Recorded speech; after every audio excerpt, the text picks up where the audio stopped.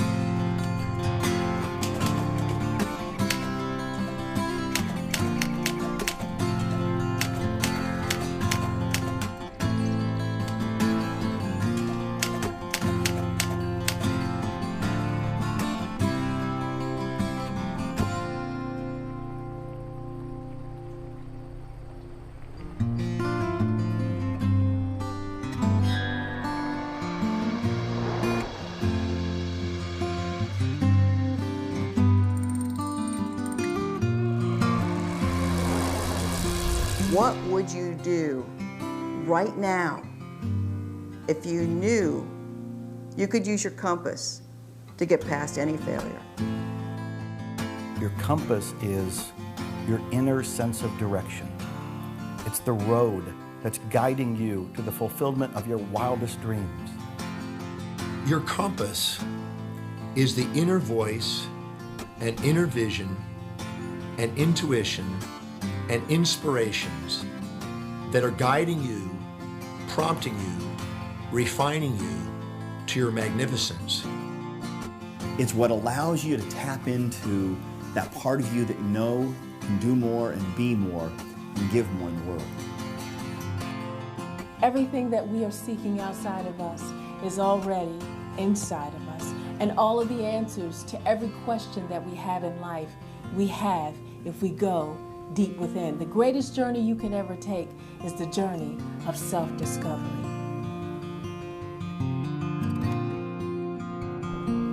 The beginning. Before setting out on your journey, it's important to have a strong internal sense of yourself. A heart filled with purpose and multiple perspectives to give you clarity of thought as you discover what's possible.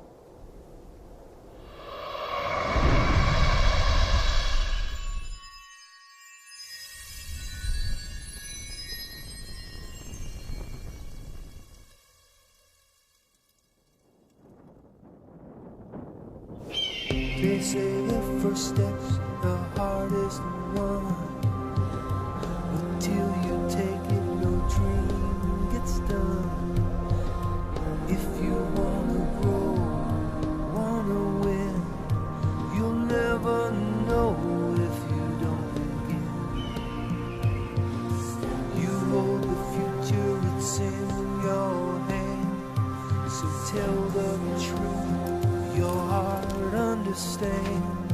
Set your course to your own true way, and don't look back at yesterday.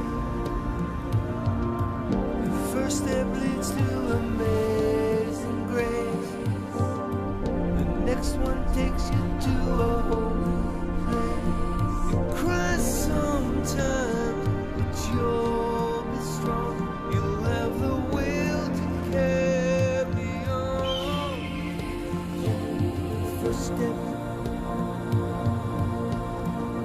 First step's the hardest one.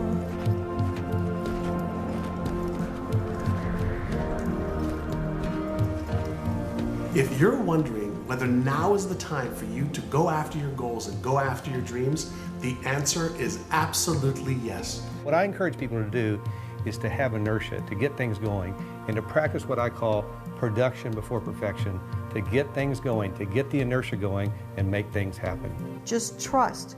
It's time for you. You can't wait for the time to be perfect, because the perfect time will never happen. You don't have to wait till you know more, do more, or be more. Your time is now. And so the ongoing realization is that wow, there's only the now, really. And you're either blurred to it or you're seeing it clearly. And when you're seeing it clearly, you'll find yourself knowing what to do. Do it. Do it. Get in the game. One of the things I talk about all the time is that one step in the right direction is worth 100 years of thinking about it. There's an old saying that goes, timing is everything. I say, there is no right time, only missed opportunities. You dream forward and you plan backwards. In other words, you go out to that dream and imagine that you're there already. You have it exactly the way you'd like it to be. And then you sort of, from that position of future, look back and say, all right, what did I have to do to get here? What were the steps? Then you make a pathway, a plan, that then when you get back to now, you have a pathway laid out for you that you can take one step at a time to make that journey manageable. Well, you might be sitting there thinking, well, I don't know if I'm ready to take that first step on my journey. I don't know if I'm ready to begin this adventure. And if that's where you're at, well, you might be in for a rude awakening because you're already on your journey. You see, inaction is still an action. It's just not the type of action that serves you. If you're not willing to risk, you can't grow. And if you can't grow, you cannot become your best. And if you cannot become your best, you can't be happy. And if you can't be happy, then what else is there? This moment is precious. Take advantage of it and go after your dreams. You may get a little scared. You may even have doubts and fears, but guess what? At least you'll be feeling like you're living and you're going after your dreams, and that is what life is all about.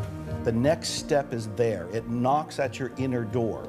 It's what I call the intuitive nudge that's asking you to take inspired action. It's waiting for you. It's probably tickling your soul right now as you watch this. So how do you know what the next step is? You turn within, you pay attention to yourself, and you follow your own inner guidance.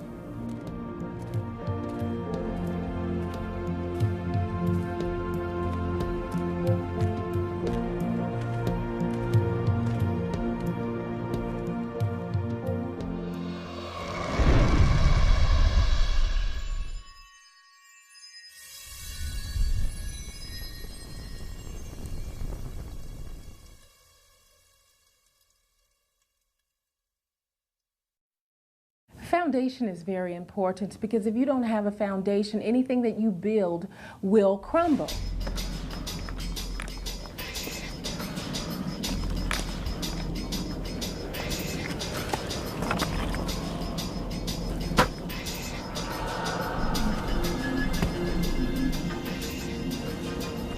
As you're on your personal journey, your personal quest for success, whatever that means to you, I believe that you've got to have a foundation.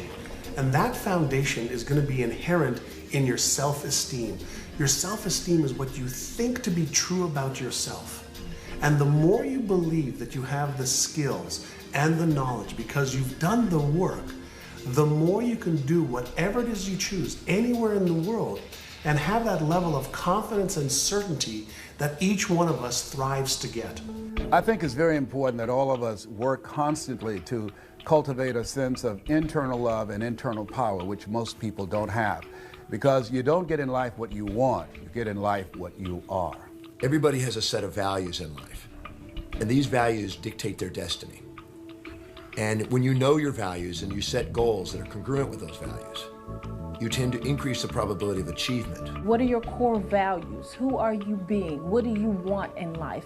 How are you going to make sure that as you're moving towards your success, you know who and whose you are and where you stand in the middle of this thing called life? Everybody needs a foundation in life, and you need that go-to place in order to feel grounded, to reevaluate who you are and where you want to go. It's so important to know who you are, what your foundation is, where you're coming from, and then know where you're going. This is the foundation that you want to have before you build a great edifice of a life. Now, the biggest single mistake that people make is they think that success should be easy, and they should be able to get it by thinking happy thoughts and rolling their eyes and getting into some get-rich-quick scheme. But all real lasting success takes a long time, and so you've got to build the foundation within yourself. You have to become the kind of person who can enjoy the success that you want to enjoy.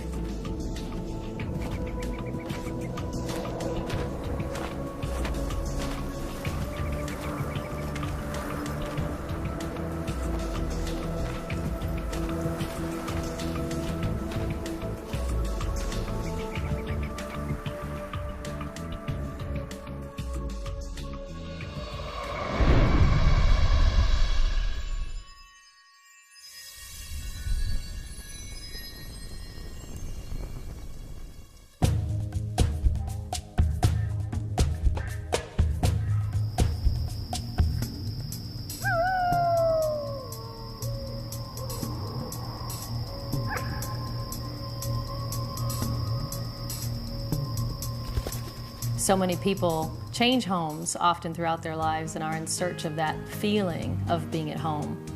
They move, they can never find it. They're never truly at rest. They seek different religions and spirituality, but they can never really find home because they never find contentment. Home can be either that place of environment where you come home to at the end of the day and you want it to be just a safe, comfortable atmosphere, calm, peaceful, energizing, whatever it would represent for you in the real world.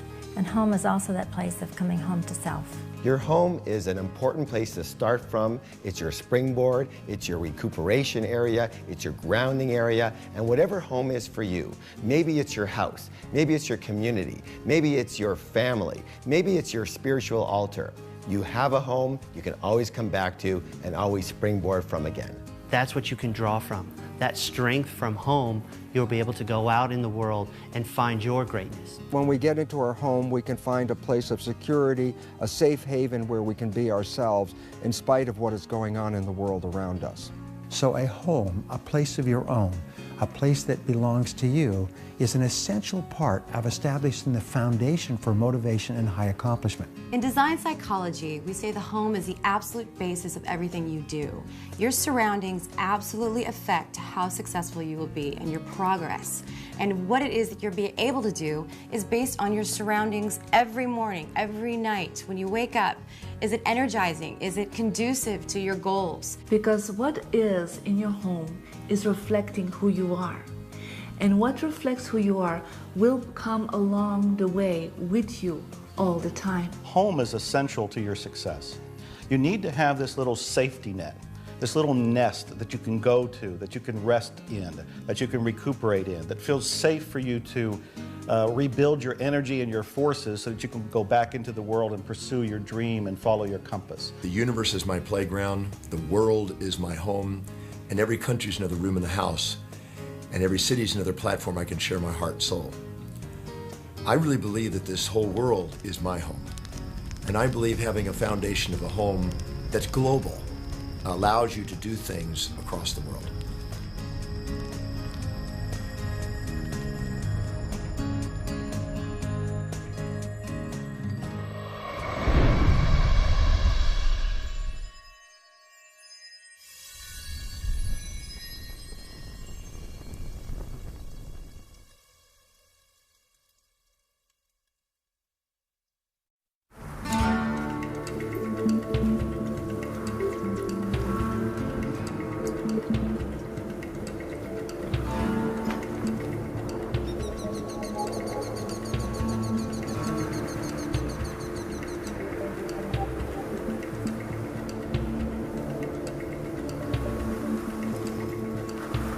When we talk about having a vision, What we're really talking about is having the absolute clarity and the instruction of what it is we want our brain to focus on. Your vision is your end game.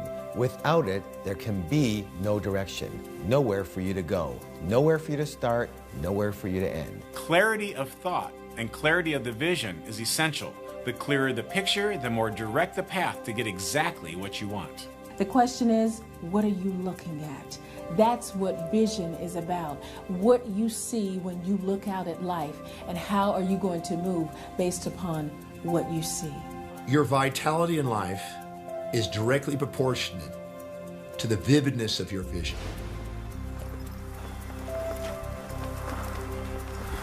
Get extremely clear about your vision.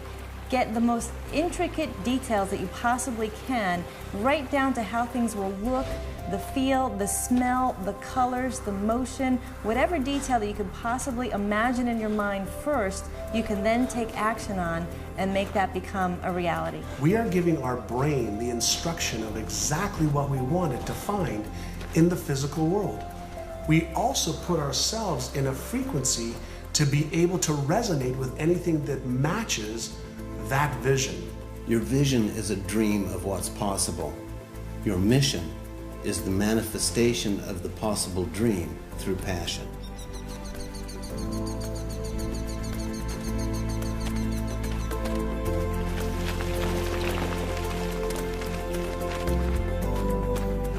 Well, visualization is a starting point because there seems to be a one-to-one relationship between how clear you are about what you want and how fast you move toward it and how fast it moves towards you. But it's not enough, because then you have to do the work. Then you have to take the steps. It's good to have a clear idea of the mountaintop, but now you have to hike. Visualization is more of a first step. You visualize what you want, and then when you open your eyes, you take action. The action is what will lead to the completion of the very thing you've been visualizing.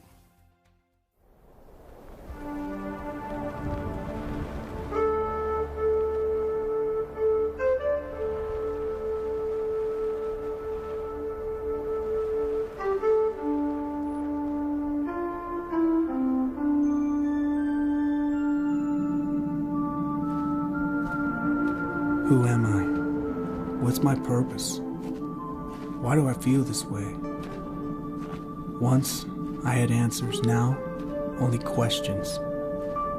I move forward, not knowing exactly where I'm going, but in the direction of a fleeting feeling and an idea that I want for myself. The journey of my life has traveled 3 different directions. The directions have been governed by the data of my life, the judgment of my life, and the feeling of my life. My creation led to my confusion because I was born with the last name Gay. And when you go to an all-boys school like Eton College, which is where the princes went to, with the last name Gay, it leads to a certain amount of confusion. Obviously, I had to act out because I wasn't gay. So I had to act out. And so I started to disrespect people. I disrespect girls, I disrespect myself. And the confusion led to the compromise. I was 34 when the journey of my life shifted. I traveled from England to Australia to America. I was brought to the States by Cher, the rock and roll diva, the Oscar winner. She discovered me in Australia as her rock and roll promoter and sponsored me here to take it from cabaret to rock and roll. And at 34, I was living above the Hollywood Hills in a home built for Greta Garbo by the studio in 1920. I'd go down on a Friday night and play with my A-list rock and roll stars and my superstar actors. Even though my outside world looked incredibly fabulous, even though I had excess in the outside world, I lived in a world of rock and roll where excess could be accepted, and yet inside I could still have my own demons run rampant. So things were certainly dawning upon me when I went down to the whiskey bar on a Labor Day when I was 34 years old on Sunset Marquee. I was about to start a weekend of binging that would get me through to Monday, and then I would be excessive in my business life again. And I went into the men's loo and had someone in there. I was taking some drugs, And that person that was actually of the opposite sex, she could have been 34, which I was, but she was 19, and she'd always been 19. But I'd just gone from 19 to 20 to 21 to 22 to 25 to 30 to 34. And it just happened that in that moment I looked in the mirror and I saw myself long enough, and some light appeared, something appeared that was of peace. Whatever happened in that room at 34, I came out different. I walked out of the bar, I didn't even say goodbye to my friends. I went back to my home, and in that moment I gave up those buffers to my feelings. And at 34, my compass to my life changed from the goal line of my life to the learning line of my life. I've learned since 34 that to move into the accurate confession of my own judgment, to allow myself to turn and look at my shadow at every opportunity. Whenever I have anger or aspiration, whenever I want to blame myself or blame myself for being another, it's so much easier to give than it is to receive. The story of my life is that I am a crusader of love. I am a humanitarian, and I've been blessed in the last few years to do some very significant humanitarian work. Everything that I did through my early youth was proving my worth. I had to do everything I could to prove my own worth, prove it to myself, and therefore live in the light that I thought my father and my family expected of me. But then something else happened, and I realized later on, after I was 34, that nothing that I do ever proves me worthy. Nothing that you do, listening to this and watching this, will ever prove you worthy. We are worthy simply because we are. I am, and so are you. And now my commitment is to support each and every one of us to be the best we can be. If I buffer your mirror, if I buffer you to bring up your brilliance and not let it stay on the pillow of a new dawn, because you have brilliance, but if I buffer your brilliance to be the best it can be, this is what happens. I buffer you, I buffer you, I buffer you, and I get to see myself more clearly in your beautiful reflection, and then know myself more clearly in the next second of my life. And that's enough for me to know that my compass is on a true and authentic path.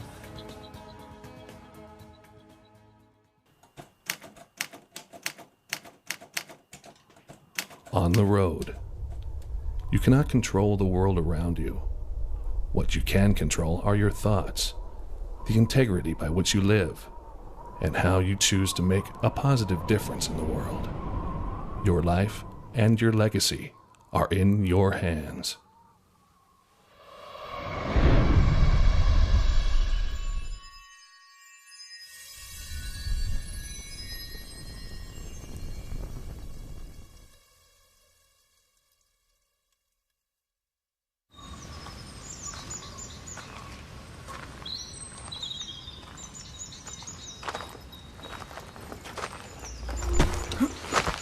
We know when we are living our lives from the inside out, there are things that can happen to us that we cannot control, things that can catch you on the blind side. And it's a place that you go, perhaps as St. Francis talked about, Lord, grant me the serenity to accept the things that I cannot change. I can't change what has happened. The courage to change the things that I can. I can change how I'm going to respond, and the wisdom to know the difference. Most of us are reacting to the outside circumstances, and we're allowing the outside circumstances to control our thinking, our feelings, and our behaviors. Because if we're just automatically reacting to everything that goes on, then we're really tapping into our more animalistic nature, and we're not thinking about what's in our own best interest. If we give ourselves a moment to pause, then we give ourselves think time to be smart and think about what is really the best approach in that situation. Oftentimes in life, the questions that we ask ourselves immediately after a stimulus will determine the quality of the response that we make. The question you have to ask yourself is, how high of a quality response do you want to produce in life? When is the last time that you made a decision in haste and had the optimal outcome that you truly wanted? What I've learned is when something happens, That's this moment. Pause right here and then respond. When you pause, you're able to see with clarity what your choice is. When you respond at that point, you're coming from a higher state of awareness and a higher state of consciousness. So learn to take a deep breath, pause, and then respond rather than react.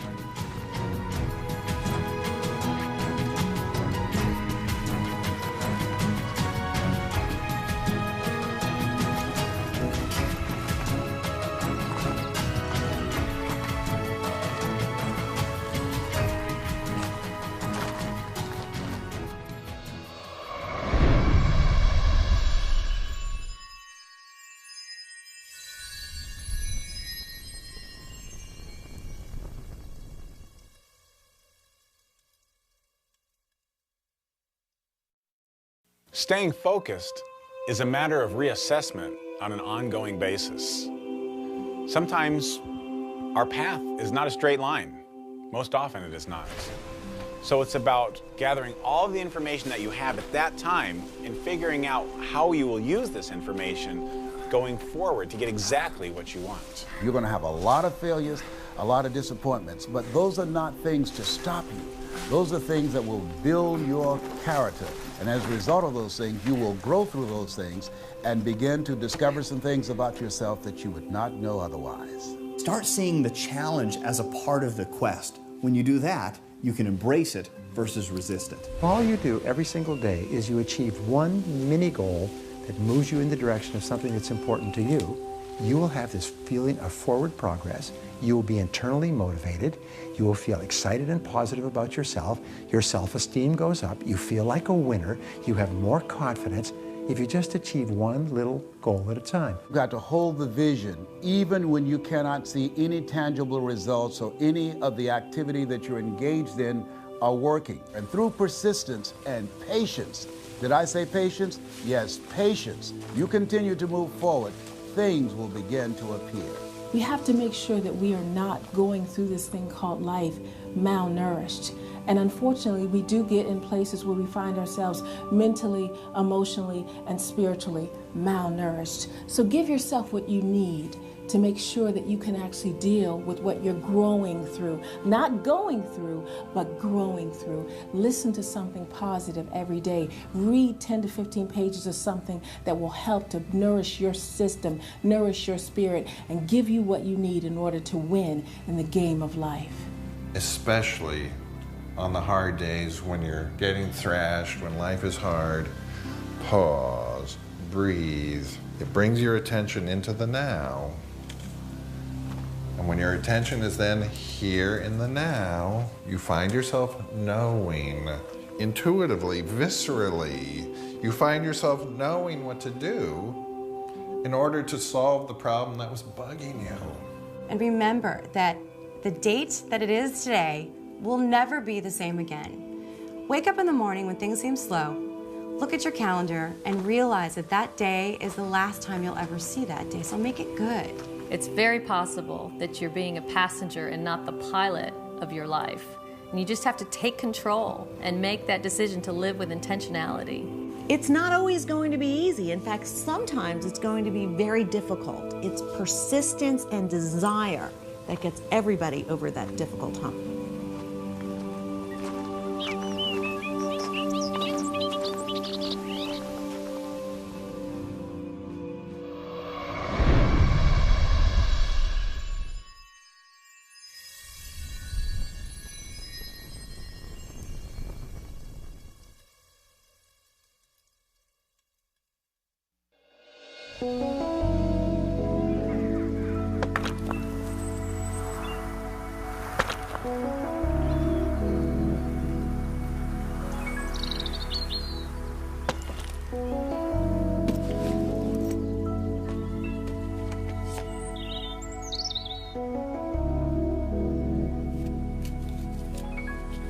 This is not a dress rehearsal.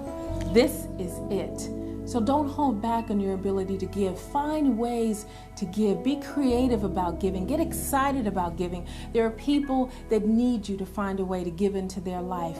And I encourage you, as you're giving, understand that he who gives, it shall be given unto him or her. Pressed down, shaken together, running over, shall men and women give into your bosom.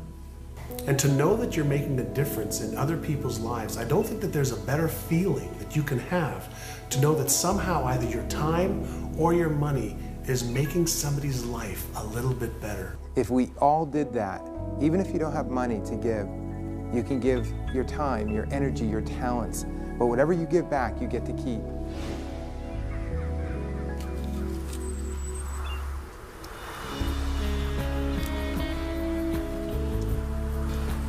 Do you want to feel that your heart is full, that you've actually done something that is beyond you?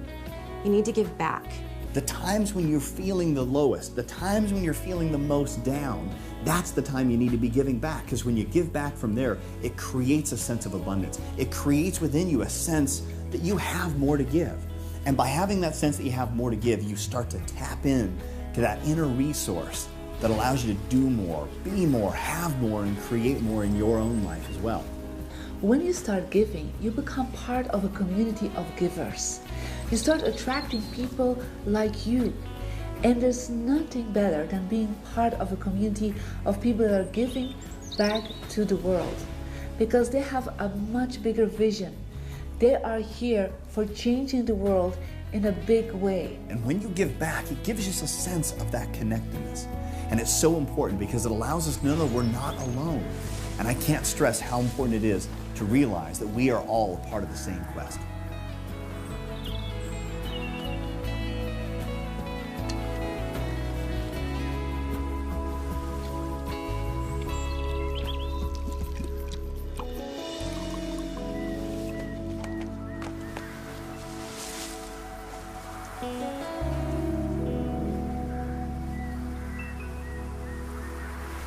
Someone once said that there are two types of people in the world, givers and takers. The takers sometimes eat better, but the givers always sleep better.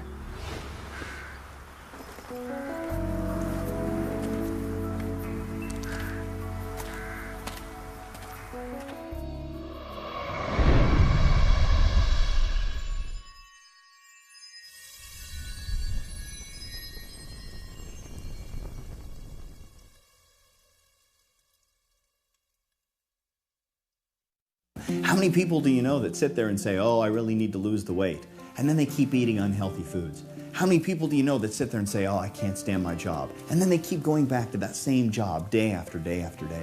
How many people do you know that sit there and say, oh, I'm not happy in my relationship, but they go home every day to that same person that they don't love anymore? You cannot invest any more in a future that doesn't exist. Life is unpredictable, and you've got to be flexible and versatile and be willing to make the adjustments necessary that will move you in the direction of your goal. And you've got to ask yourself, am I on course? Am I seeing the results that I want to see? You've got to monitor yourself and continue to execute in the direction that's giving you the most positive feedback.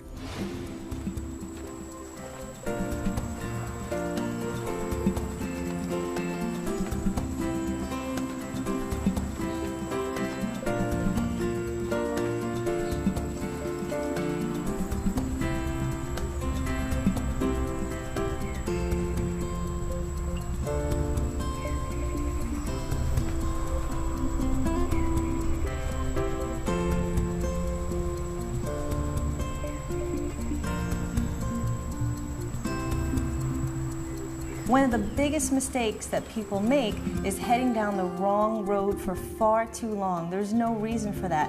Once you realize you're going the wrong way, as quickly as you can, stop and get back on track. It is still a learning experience. Once you figure out what the lesson is, put on the brakes. Don't go any further. Lesson learned. Take it with you. Put it in a safe spot. You can use that information later and then move in the right direction. Think in terms of, when was the last time you had a big east to west smile on your face? When was the last time you felt joy? in your heart? And when was the last time you knew you were on track? And then put together a plan of action of how you can get back to that place. If you're going down the wrong path, do you really want to change? And if you do, step back and say, I want to change. And whether you're going down that path for 1 week, 1 year, or 10 years, you have the right to change. It's your life. One small move in another direction can be right for you and take you from going from stuck to unstuckable. And when you're in that situation, there's no stopping you. It's like going from being stopped to being unstoppable. And when you have that feeling, it's amazingly empowering. So if you feel that you're doing something that is not good for you or is not going to help you with your final destination, be aware, be smart, and make a different choice. It's that simple.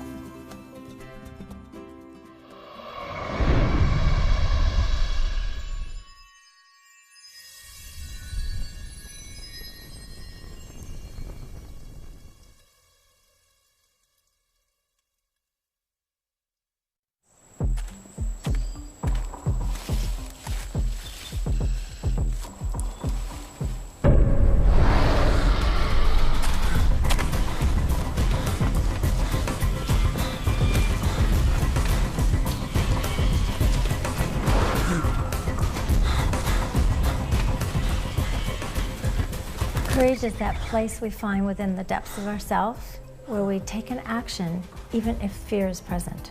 Nobody is born with courage. As a matter of fact, most of us are afraid. The difference between the brave person and the coward is that the brave person confronts their fears and does it anyway. The coward allows the fears to control them. Fear, what is that? False evidence appearing real. We have to find a way to move beyond it and to be unstoppable and to be relentless and know that we can be the courageous beings that we were designed to be. Courage is something deep within that allows you to step forward, step into that greatness, step into the risk, and do it anyway. A big part of courage has to do with one's confidence. If one takes the unknown to the known, you will become more confident. Take the unknown to known by doing research, by gathering information, by reading books, by really pulling information. Every way that you can take the unknown to the known, you'll be more confident. More confident, more courageous, more action, more success. You have that spark of greatness in your heart. You have that calling, that pull that is saying, let's take that difficult path. Let's hit that summit. Let's take that adversity and let's meet it with full force and with courage. And when you start to feel courage, it seems like the universe supports you with that and gives you more. Gives you more energy to accomplish the things that you want to accomplish. What are you doing right now that's scary? You're not scaring yourself. You're not stretching yourself. You're not empowering yourself. You're staying safe. And as far as I'm concerned, if the fear isn't great enough, then the goal probably isn't big enough. So even if you're afraid, take that first step. I promise you won't regret it.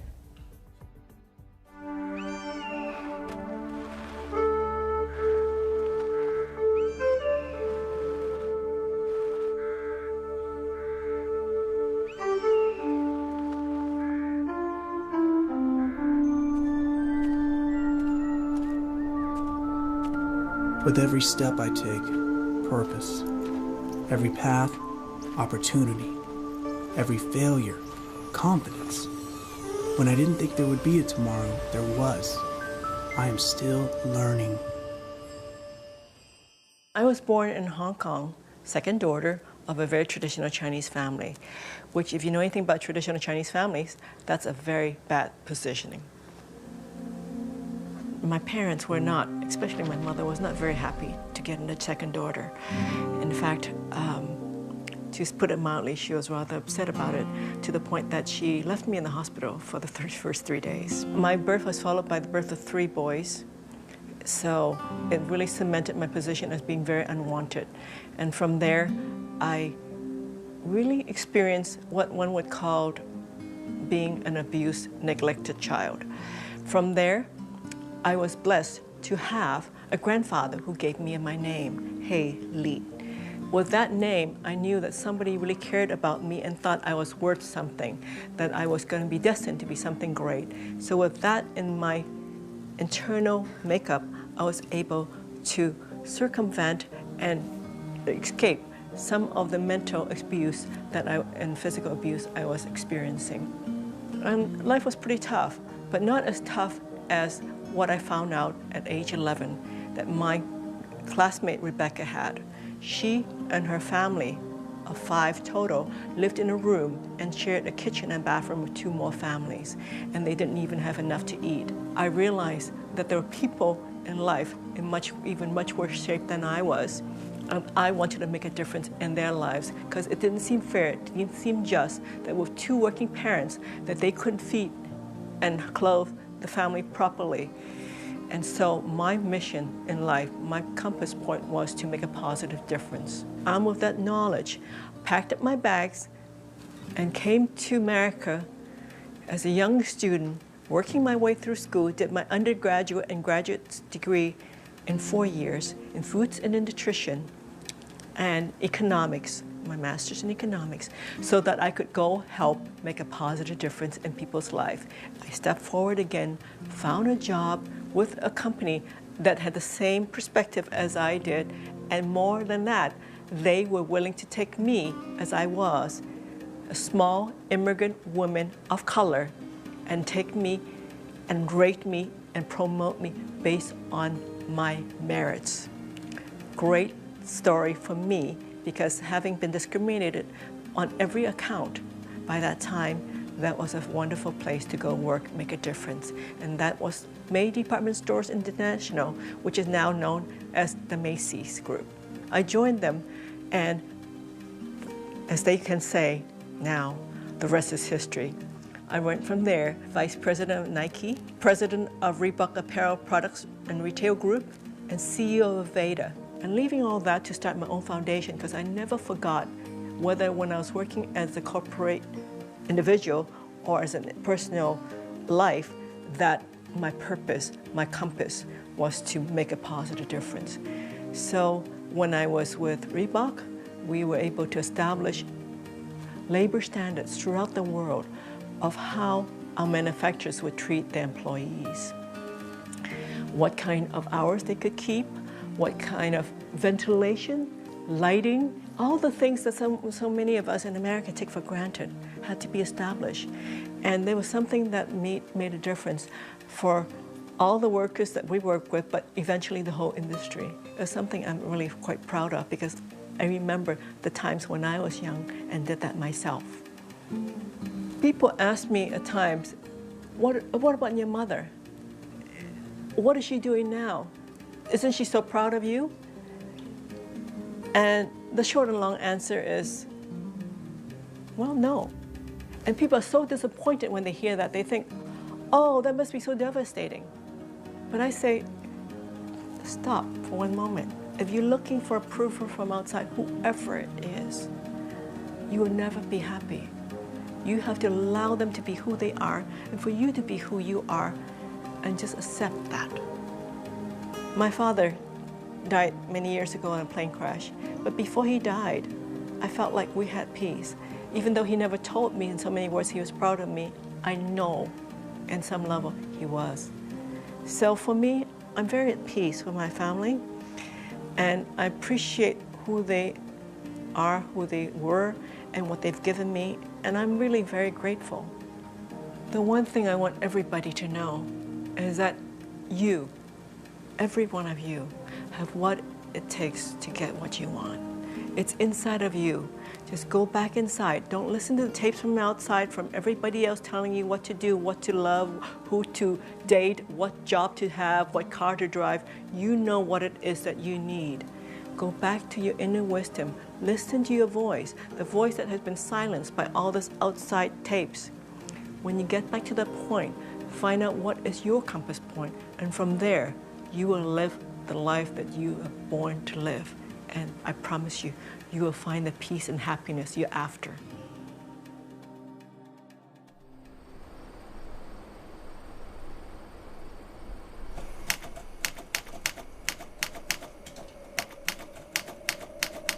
The journey within. Perhaps the greatest journey you can take is the journey into the hidden treasures of your mind and the eternal wisdom of your heart.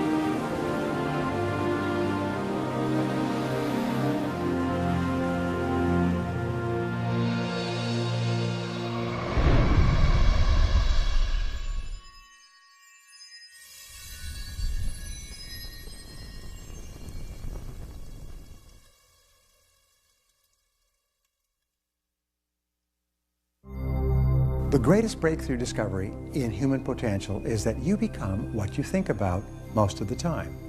The second greatest discovery is that you become what you say to yourself most of the time as well. Psychologists have determined that 95% of your emotions are determined by how you talk to yourself as you go through your day.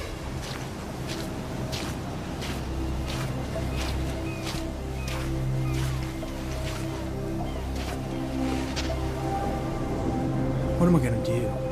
Live on this beach forever? I should be moving on. I had plans. If only I was smarter, better. You're never gonna make it. You're not good enough. You're never gonna make it. I should just give up. You're not smart enough. Give up. You're not good enough. What we say to ourselves has a huge impact on our success. And I ask you to really think about how aware are you of your own self-talk? Are you encouraging you to go forward, or are you discouraging yourself? We all have a problem with negative self-talk. One of the ways to alleviate that problem is that when you hear disempowering voices come through your head, simply say thank you for sharing and put your attention on a much more empowering thought form. MIT did a study, and the study indicated if I tell you you can't do something, someone else has to come along 17 times to say, you can do it, you can do it, you can do it, to overcome that one time. That's why we have to really train our minds to serve us, because we have a mind, but most people go through life allowing their mind to rule them. So pay attention to how you speak to yourself throughout the day.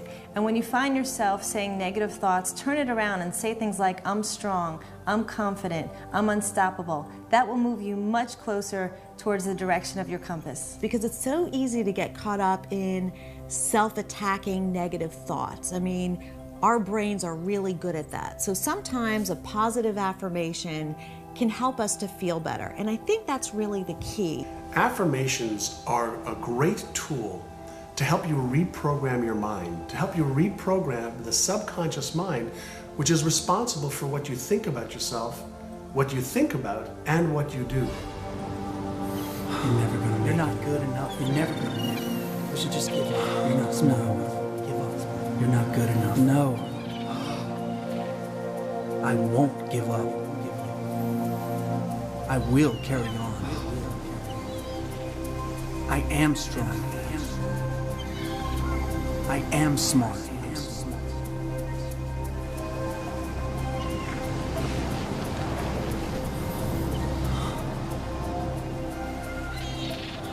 You got to say things to build yourself up, to encourage yourself. Each and every day you've got to say, I am going to make it. I will never stop. I will never give up. I think affirmations are wonderful under a few conditions. You need to make sure that they're true, they're accurate, they're attainable, and they're done on a consistent basis to where you can yield the results that you want. And affirmations are nothing more than declarations that you choose that'll help you achieve your goals. They're the pillars for the vision of your life or your business.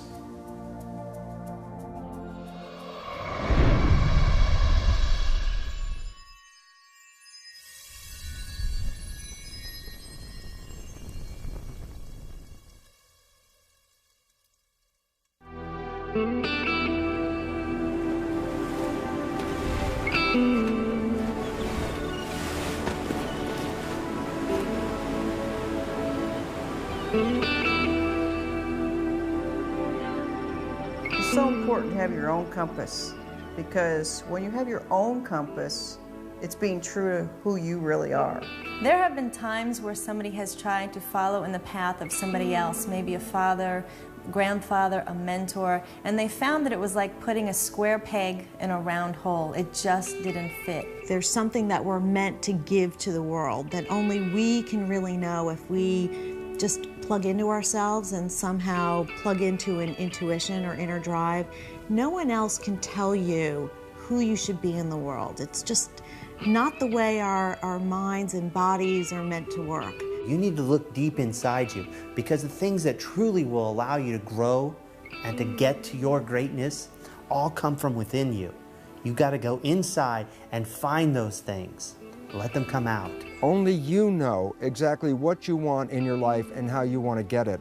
And therefore, relying on others may not get you to the final destination that you perceive. And the reality is, if we utilize someone else's compass, we can find ourselves lost. We can find ourselves on a dead-end road. We can find ourselves in the midst of a war zone that had nothing to do with us. That would be a total waste. I mean, to actually go through your entire life and not have lived it. If you're so busy trying to use someone else's compass, live their life, live what expectations are from the outside, you might find that your life was really worth living. You have to follow your own inner compass, because that's the piece of the puzzle that helps make the whole world come together. I have my piece of the puzzle, you have your piece of the puzzle. They're different, but when we put them together, it makes this beautiful whole that can't be done unless you follow your own inner compass.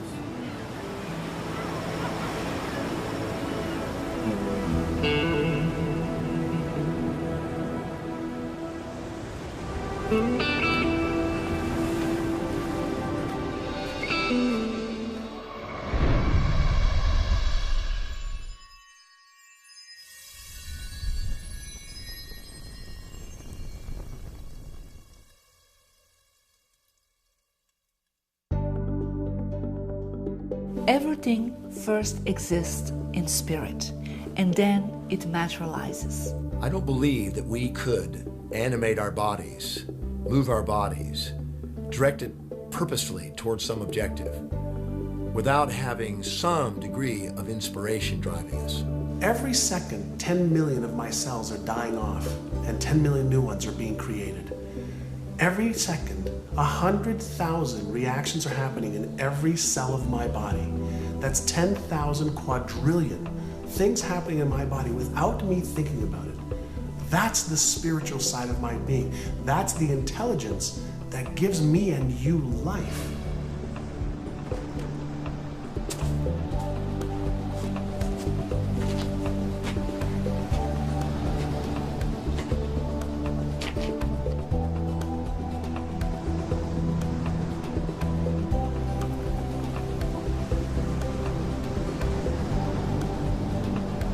What you're looking at is this material manifestation of something that's spiritual within.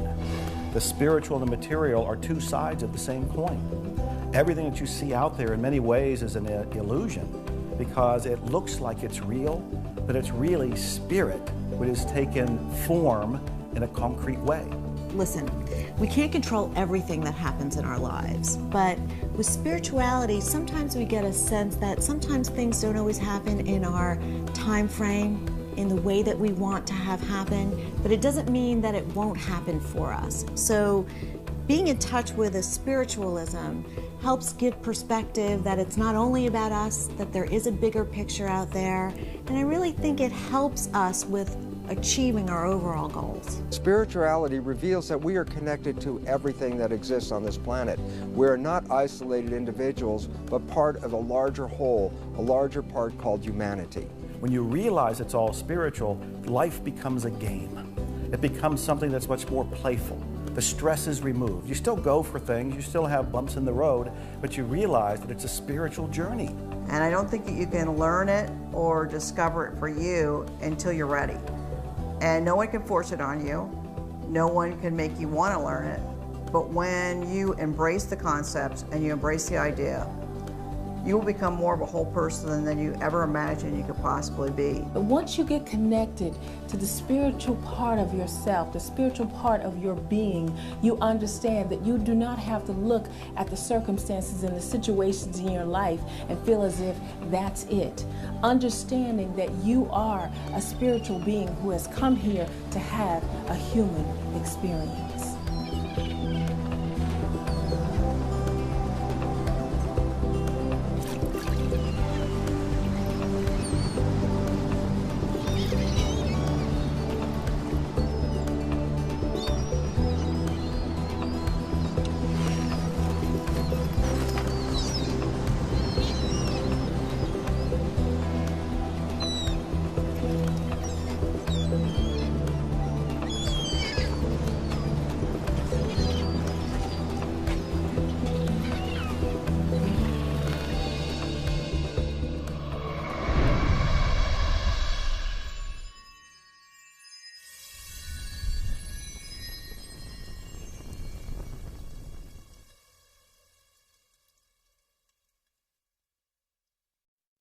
Determination is never giving up. No matter what happens, no matter what the bumps are, you keep going. You take a deep breath, you look within, you realize that you can achieve anything.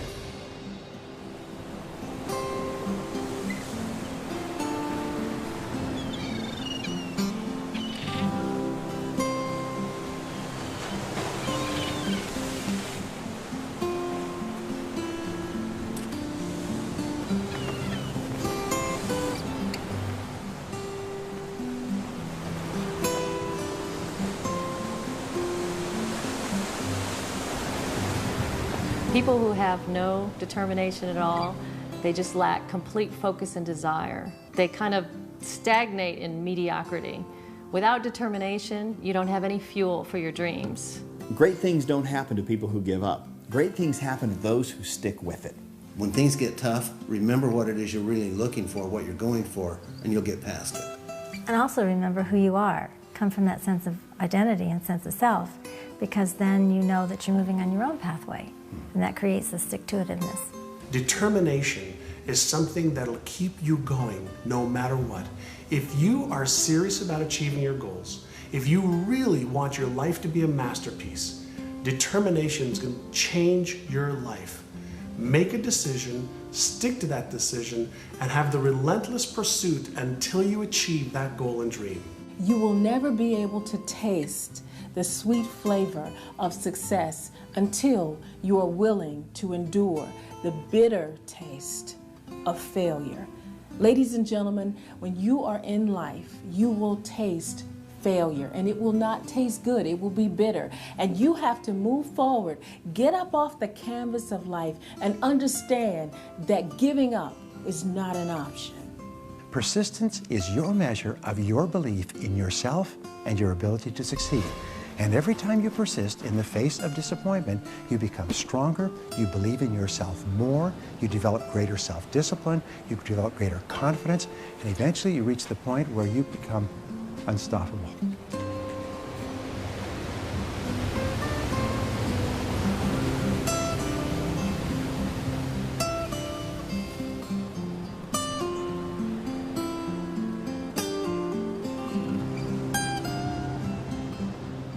Nobody has to get you up in the morning to do what's truly most important to you. But you'll have to get somebody to motivate you to do the things that aren't. If you want to have an empowered will, a determination that's undefeatable, make sure you set goals that are truly yours, from your highest values that inspire you, that you can't wait to get up in the morning to go live.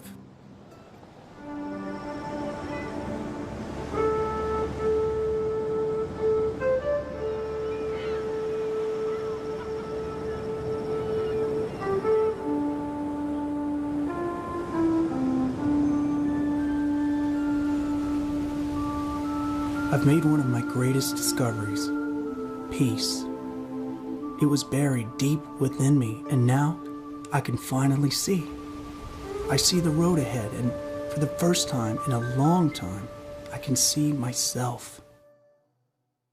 My life was not meant to be spent inside a cubicle, so I made a decision right then and there to follow my dreams, to find something that I'm passionate about, and to chase that career of adventure.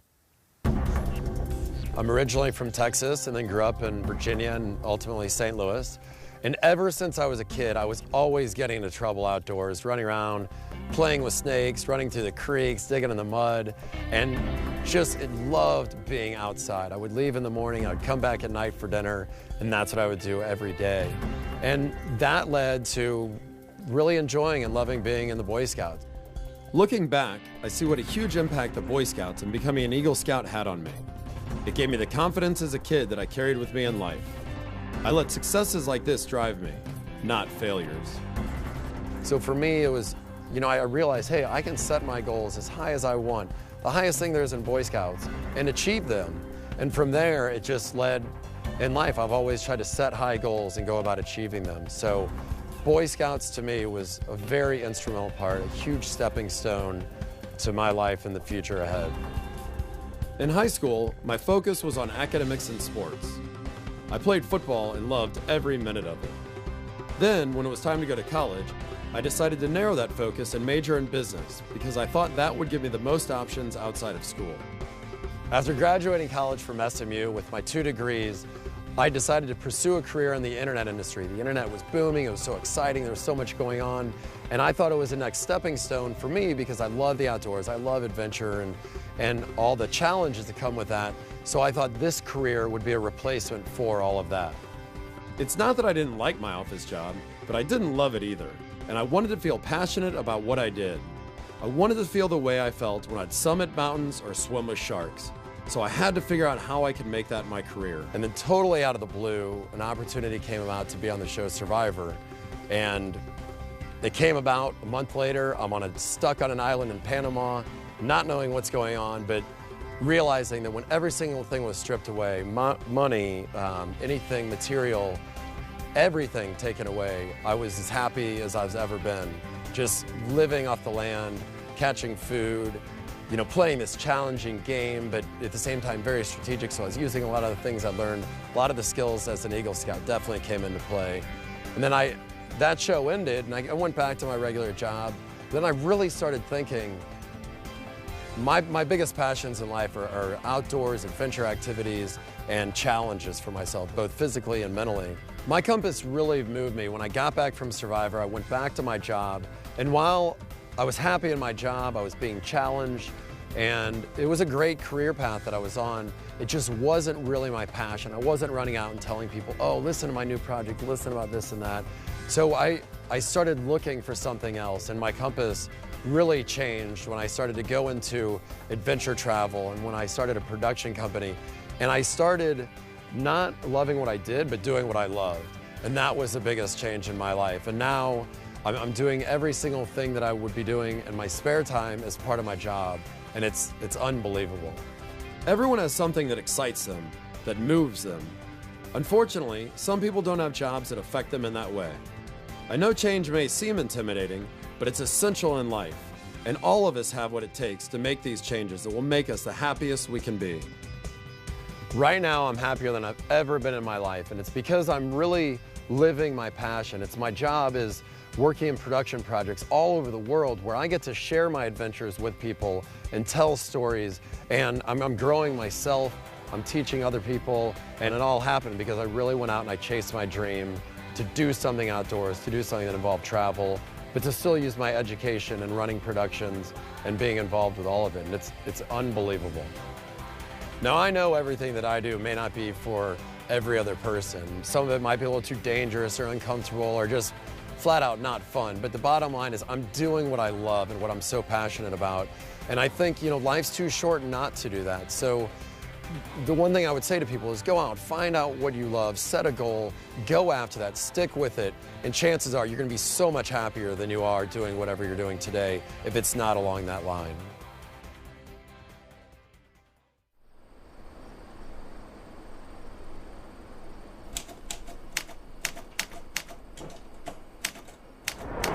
Tomorrow.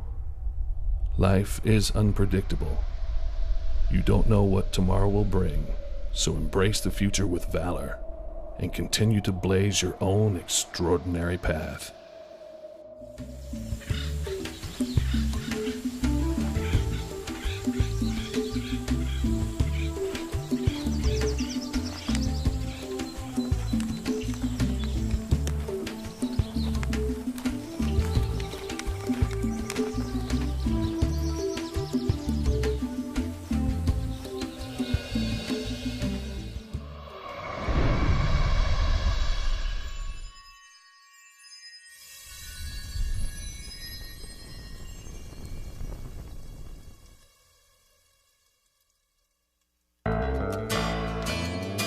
The needle on your compass is always adjusting to find out what's exactly right for you. What's important is that you need to do your part, and that is to watch, to learn, to listen, to hear, to pay attention, and to take that advice that you get from inside to guide you in exactly the right direction.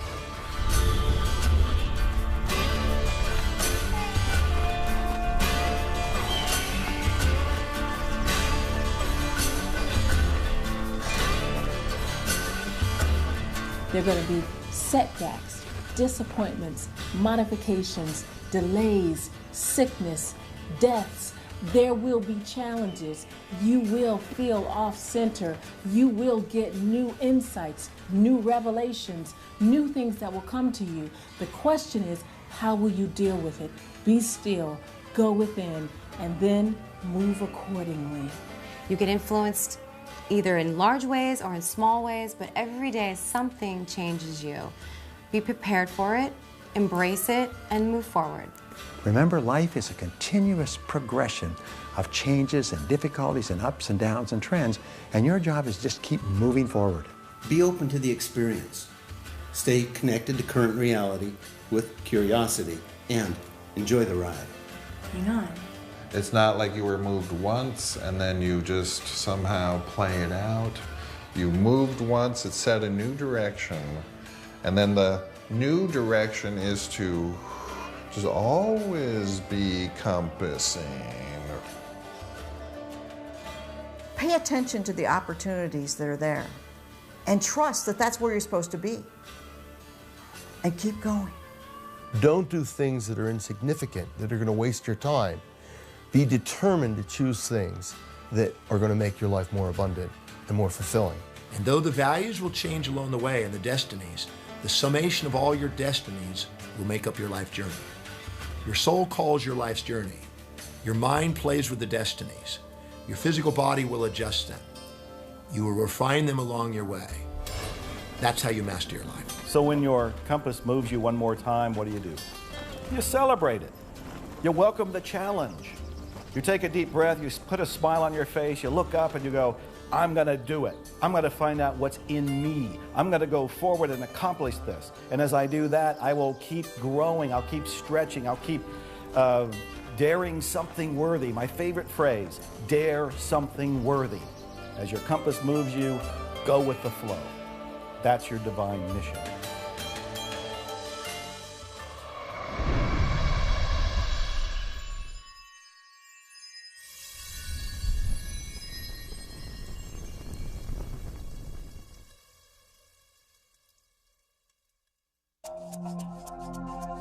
Gratitude is one of the most important emotions that we can hold in our life because it recognizes that we are living in harmony with the universe and accepting what the universe has to offer.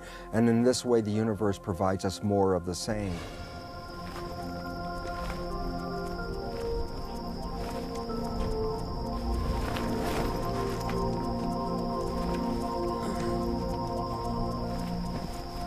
Gratitude is essential because gratitude is synonymous with appreciation. What is appreciation? Appreciation is simply increasing in value. For example, your house, when it appreciates, what's it doing? It increases in value. So when you appreciate something, you are automatically increasing its value. If you don't have gratitude for something, it might as well not exist. Somebody who isn't grateful for all the blessings that they have right now is not aware of how lucky he or she is. And so when you take the time, when you take just a few moments to think about one little thing that you're grateful for, a flower, being able to breathe, being alive, that is magic in itself. And that is really the beauty of creation. That's the beauty of our lives. It was Henry James who said that nothing of the senses can satisfy the soul. The only thing that can satisfy the soul is thank you, I love you. When you get up in the morning and you can say thank you, I love you in front of the mirror, and also to the world around you and the people around you, now you're going to have fulfillment. I think we take for granted all of our life's gifts, and being grateful is a launching pad to have more and to be more and to accomplish more in your life. Gratitude is actually the grace of life. The more gratitude you have, the fuller your life will be. So we must wake up each and every day with a sense of gratitude, with a thanksgiving, not just for Thanksgiving during the holiday, but a sense of thanksgiving throughout our entire lives. It should be a part of our lifestyle because we have so much to be thankful for. It's not just a palliative that you brainwash yourself with in order to get through troubled times. It's sort of like the sign that, wow, you're finally experiencing reality clearly. Gratitude is appreciation, it's love expressed. It feels good to the one who's feeling grateful, and it's beneficial to those who are in receipt of it. I remember hearing all about gratitude, and I sat in my room, and I was in a dumpy little place, and I think I had a car that broke down a lot, and I was struggling to pay my rent, which was probably $200 a month, and I was very unhappy. But I was trying, probably just like you. And I remember picking up a pencil, a simple number 2 lead pencil. And I thought, okay, let me try to be grateful for this. And I was resistant to the whole idea. And I looked at it and I said, yeah, okay, with this pointed end here, I guess I can write a grocery list. I can write a romance letter. I can write a novel. I can write a suicide note. There's all kinds of things I can do. And I started to shift a little bit and thought, well, that's kind of amazing. That this little piece of wood with this little piece of lead, I can actually do things that would change my life. I can write affirmations with it. I can write intentions with it. I can write out my vision with it. I can write out all kinds of things. And then the other end, if I didn't like what I wrote, I can erase it. And you notice I'm smiling now as I think about it because I'm remembering the first time I actually did this. I began to feel genuinely grateful for the pencil, And as I felt grateful for the pencil, I would look around my room and I'd go, there are people that don't have this. Not only a pencil, but they don't have a roof over their head. They don't have a little refrigerator. They don't have a car. They don't have any money. The way I was living, even then, with all of my complaints, all of my struggles, was better than many people in third world countries. And often I was living better than kings and queens that were ruling countries in past times. And as I realized all of that, I changed. Now today I have this wonderful lifestyle, and I have a car collection, and I have all these books out, and I have a country estate, and I have a hot tub. And every night I get in that hot tub and I look at the stars and I count my blessings. I say thank you because I'm grateful. But it all began with a pencil.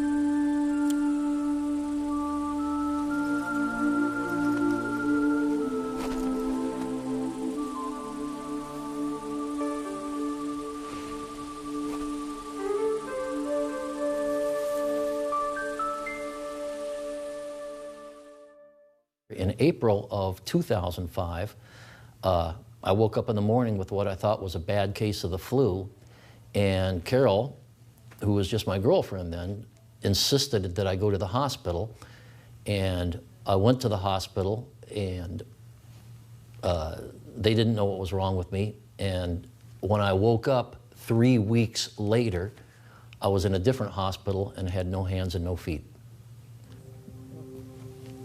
I was born in Portsmouth, Virginia in 1954. My dad was in my opinion, a Navy hero. He was in Pearl Harbor when it was bombed. And I was raised the first 3 years of my life in Washington, D.C., moved to Chicago when my dad was stationed in the Navy base, the Great Lakes Navy base. And then because of the health of my mother, who was a rheumatoid arthritic, we moved to Arizona in 1959 to keep her on her feet, and she stayed on her feet for another 30 years after that, so that was a good choice. In 1985, I was in my backyard and I was shot in the back by a little boy that was playing with his dad's rifle, and he was shooting at his back fence, and I was on the other side. And the bullet went through the fence and hit me in the side, and it shattered my spleen and entered my backbone. But that happened in 1985, and because I had no spleen, then 20 years later, in April of 2005, I contacted an illness that caused my amputations. Jeff was in a coma in the hospital, and everyone was telling me, all the medical professionals were telling me that he was going to die, that he wasn't going to make it. And I had accepted that as a very likely fact, but they wanted me to sign a DNR, and I couldn't do that. I just knew that Jeff wouldn't want me to do that. I went outside, I was a smoker at the time, and I went outside and sat on my smoking bench, and one of the nurses had given me a bookmark. And on this bookmark there was a poem that says, "Don't give up." And I read it, and it moved me, but I put it in my purse and went out for a cigarette, reached in for a cigarette, and every time I reached in my purse, I came out with the bookmark. And I kept looking at it and putting it away. And then I realized that that was it. I had to just not give up. Now you have to understand that every medical professional at that time was coming on down on her pretty hard. Let this man go. His life is not worth saving at this point. I don't even think we can save his life, even if we tried. And she was the one that said, no, you are going to do everything you possibly can. When the surgeon came in and looked at Jeff and said, he looked at him for maybe 10 seconds, and then he turned and walked out of the room saying, "I'm not going to do it." I ran after him, grabbed him by the shoulder and turned him around and said, "You have to do it. Someone has to do it." And he said, "No, he'll die on the table. I'm not going to do it." And I said, "He'll either die on the table or he'll die right there in the room. He has to have the surgery. He can't live without it." He said, "He's going to wake up with no hands and no feet and hate you forever." And I said, "So be it." And I hate this woman so much that on June 11th, 2005, just barely over 2 months after this happened to me, while I was still in the hospital, I asked this woman to marry me. And we were married by the hospital clergy in room 105 in telemetry, in the same hospital in which the amputations happened. When I had woken up and realized that I had no hands and feet, I was really inundated with visitors, colleagues, ex-students from years back that I didn't even remember. But I remember one of the department heads that I had came in and he said to me, "Jeff, you're at a crossroads right now. You can either lay there and feel sorry for yourself, or you can use this as a springboard to go out and change lives." It was a wonderful, positive thing to say. And I can remember while I was awake, my principal had called me up several times. And he called and talked to me on the phone, told me about the wonderful things that were happening at the high school where I was teaching. But he always finished up the conversation with, "Can you give me some sort of timeline for when you're going to be back in the classroom?" When all the medical professionals were asking me to apply for Social Security and go on disability, and he didn't give me that option. Every conversation ended up with, "I need to know when you're going to be back in the classroom." And less than 8 months later, I was sitting in his office getting ready to start teaching again full-time in January. I will never, ever believe that God did this to me, but I do believe in my heart that God kept me around for a reason. Something that I really live my life by now is I'm not going to let the things that I can't do get in the way of the things that I can do. And there's a lot of things I can't do, but there's a lot of wonderful people out there that have helped me through this. A lot of new wonderful people that I've met, and a lot of wonderful people that I've yet to meet. And life it's wonderful. One thing I would like to leave you with, I always remember from The Music Man, when Professor Harold Hill was waiting for Marion the librarian to come meet him at the footbridge. And she came down and she said, "I almost didn't come. I think we should do this tomorrow." And he said, "Oh, Miss Marion, if you pile up enough tomorrows, all you'll find is a bunch of empty yesterdays." And for those of you that have anything wrong with you at all, whether it be an amputation, whether it be a loved one you lost, any crisis in your life, don't start piling up empty yesterdays. Get up and live, because you get one get-go in this world, and that's it.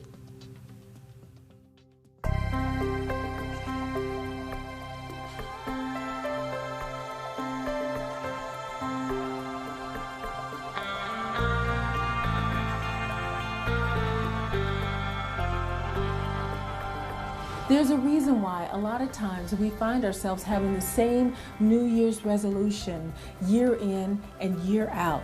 And that is because until you get a new you will never have a new year. I'll repeat that. Until you get a new you will never have a new year. So I encourage people to get in tune with themselves and to find a way to get to that great self that they know is buried down deep inside of them. And it takes time. It's a process. It doesn't happen overnight.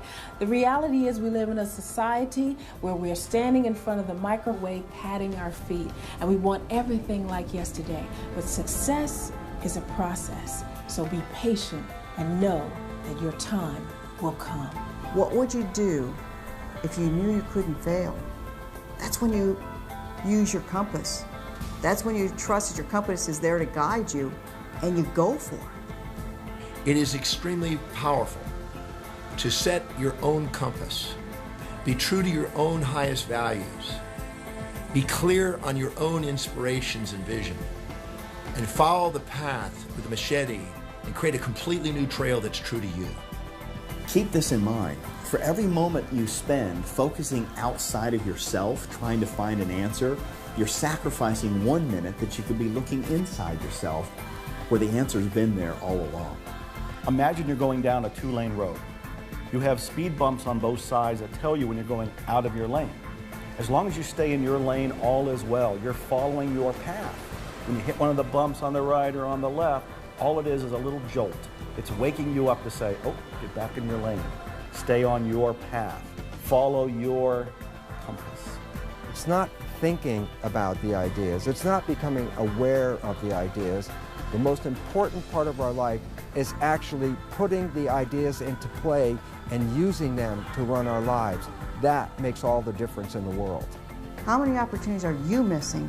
They're right there, right in your backyard, that you're not acting upon. Listen to your intuition, what is called the still inner voice, that little voice that will always guide you to do the right thing for you. Never go against your intuition. When you listen to your intuition, when you listen to your heart, there's some great power in the universe that will guide you unerringly to doing the right things and being the right person in the right place for you. Confronted by a challenge, and you feel you're literally hanging from a cliff. Instead of focusing on the fall, it might be wiser to focusing on how it's strengthened your hands. It's making you determine what you really want in life, your goal, and maybe giving you an opportunity to show that you can conquer any obstacle and actually go from the cliff hanging to rising above the cliff and getting to the peak.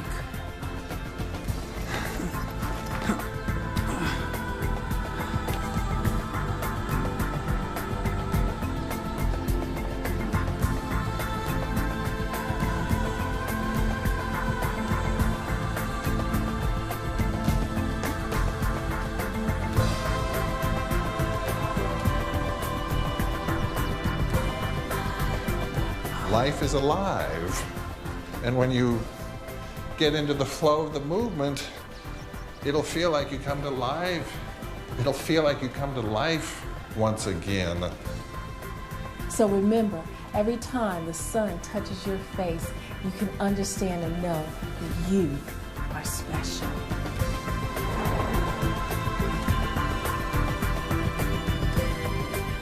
As long as we're moving in the direction of our goals and our dreams, and we hold on to our vision, we will achieve every single goal, and you will achieve every single goal that you have.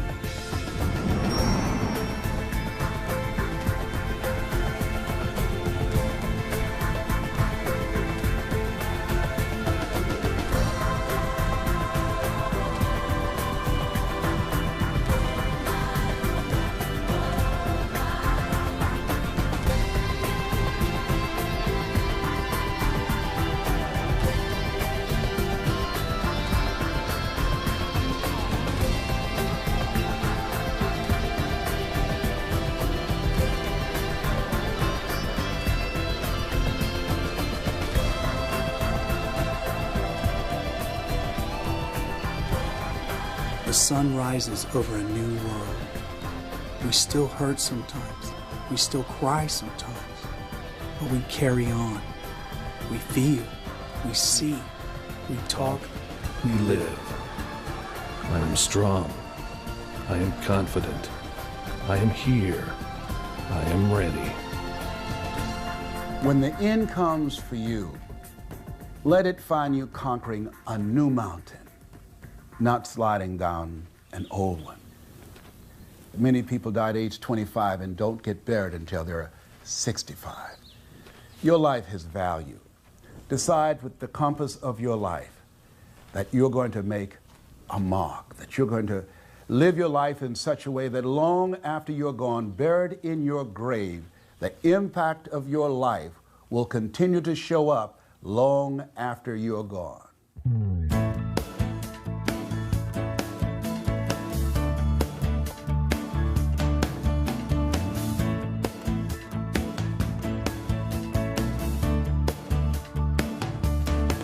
My life is longer than my life. I know that even when I'm gone, that the differences I made, they will carry on and on. I'll leave my footprints in the sand. No tide can ever wash them away. Well, tomorrow is the only truth. I've said goodbye to yesterday. Well, my playground is the universe. The earth is where I live. I won't live my life in reverse. I have way too much to give. Oh, there's a compass inside of me that points the way to destiny. And when I chase the farthest goal, I know I'll find my deepest soul. Well, there's a compass inside of me that points the way to destiny. Every moment, every day, I'll let my compass lead the way. Well, my compass is leading the way. My compass lead the way. You know I'm ready to begin. I'm strong enough to live and learn. And if I find a fork in the road, I know which way to turn. I got a mountain I need to climb, and I got a dream I've got to try. And if I stumble and fall, I know the truth will make me fly. Well, my playground is the universe. The earth is where I live. I want to live my life in reverse. I have way too much to give. Oh, there's a compass inside of me. It points the way to destiny. And when I chase the farthest goal, I know I'll find my deepest soul. Well, there's a compass inside of me that points the way to destiny. Every moment, every day, I'll let my compass lead the way. There's a message for all who